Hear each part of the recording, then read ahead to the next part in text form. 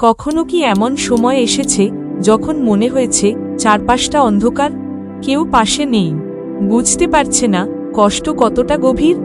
তখনই একটি কণ্ঠস্বর নিঃশব্দে বলে ওঠে, ভয় পেও না, আমি তোমার সঙ্গে আছি। এই কথাটা শুধু একটা বাক্য নয়, এটা ছিল পৃথিবীর সবচেয়ে ক্ষমাশীল এবং মমতাময় হৃদয়ের একজন মানুষের কণ্ঠ, যিনি কেবল কথা বলেননি, জীবন দিয়ে প্রমাণ করেছেন ভালোবাসা কাকে বলে। আজ আমরা শুনব তারই কিছু অসাধারণ বাণী, যেগুলো শুধু মন ছুঁয়ে যায় না, জীবন বদলে দিতে পারে। তবে শুরুতেই বলি, ভিডিওটি ভালো লাগলে লাইক করবেন এবং কমেন্টে জানাবেন কোন বাণীটি আপনাকে সবচেয়ে বেশি স্পর্শ করেছে, এবং অবশ্যই সাবস্ক্রাইব করতে ভুলবেন না। যীশু খ্রিস্ট মানব ইতিহাসের এমন এক চরিত্র, যার জীবন, বাণী ও আত্মত্যাগ যুগে যুগে মানুষকে আলো দেখিয়েছে। তিনি রাজা ছিলেন না, তার কোনো সৈন্য ছিল না, ধন সম্পদও ছিল না, কিন্তু তার এক একটি বাক্য মানুষকে অন্ধকার থেকে আলোয় এনে দিয়েছে। চলুন আজ আমরা জানি যিশুর সেই সব বাণী, যেগুলো হৃদয় ছুঁয়ে যায় এবং জীবনে আশার আলো জ্বালায়। তোমার প্রতিবেশীকে নিজের মতো ভালোবাসো, এই কথাটি শুনতে সহজ, কিন্তু এর গভীরতা অসীম। আমরা নিজেদের জন্য যা চাই তা যদি অপরের জন্য চাইতে পারি, তাহলে সমাজে হিংসা, বিদ্বেষ, লোভ সব দূর হয়ে যায়।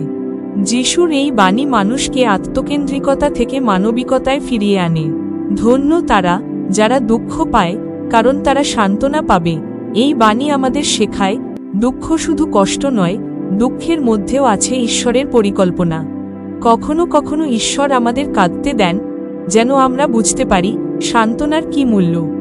ভয় পেও না, আমি তোমার সঙ্গে আছি।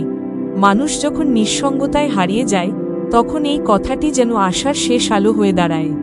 যিশু তার অনুগামীদের শুধু কথা দিয়ে নয়, জীবন দিয়ে প্রমাণ করেছেন তিনি সত্যিই ছিলেন, আছেন এবং থাকবেন। যিনি তোমাদের মধ্যে বড় হতে চান, তিনি হন সবার দাস। যিশু এই পৃথিবীর শাসনের বিপরীত দর্শন দিয়েছেন।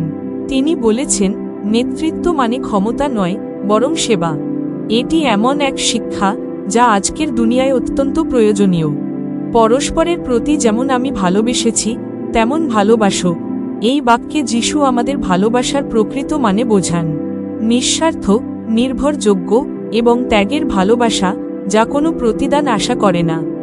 যদি তোমরা আমার বাণী মেনে চলো, তবে সত্যকে জানবে, আর সত্য তোমাদের মুক্ত করবে।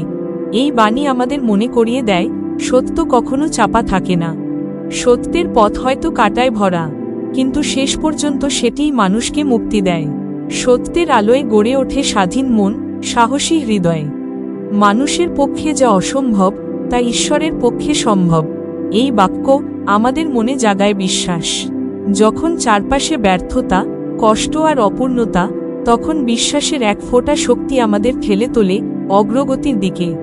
যিশুর এই কথায় আছে অদ্ভুত এক অনুপ্রেরণা। তোমরা বিচার করো না, তাহলে তোমাদেরও বিচার করা হবে না। আজকের সমাজে মানুষ খুব সহজেই অন্যকে বিচার করে, কিন্তু যিশু আমাদের বলেন, আগে নিজেকে দেখো, নিজেকে বোঝো, অন্যকে বিচার না করে পাশে দাঁড়াও। এই বাণী আমাদের করে তোলে সহনশীল ও ক্ষমাশীল। তোমার শত্রুকে ভালোবাসো, যারা তোমার বিরুদ্ধে কাজ করে তাদের জন্য প্রার্থনা করো। এটি যিশুর সবচেয়ে বিপ্লবী বাণী।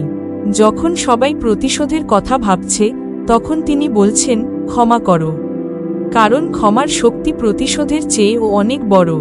এই প্রতিটি বাণী কেবল ধর্মীয় বাণী নয়, এগুলো মানব জীবনের পথপ্রদর্শক। এগুলো আমাদের শেখায় কিভাবে একজন প্রকৃত মানুষ হওয়া যায়। যিশুর জীবন, তার বলিদান এবং তার শিক্ষা আমাদের হৃদয়কে আলোকিত করে। তিনি ছিলেন প্রেমের প্রতীক, ক্ষমার প্রেরণা, শান্তির দূত। আজ আমরা যেখানেই থাকি না কেন, এই বাণীগুলো যদি হৃদয় ধারণ করি, তাহলে জীবনে বদল আসবেই। কারণ সত্যিকারের পরিবর্তন আসে বাইরে থেকে নয়, আসে ভেতর থেকে। যিশুর কথা আমাদের হৃদয় গভীরভাবে দাগ কাটে, কারণ তিনি শুধু বলেননি, তিনি করে দেখিয়েছেন। তাই আজ এই অনুপ্রেরণার কথা ছড়িয়ে দিন অন্যদের মাঝেও। হয়তো আপনার একটা শেয়ার কাউকে আবার নতুন করে বাঁচার আশা দিতে পারে।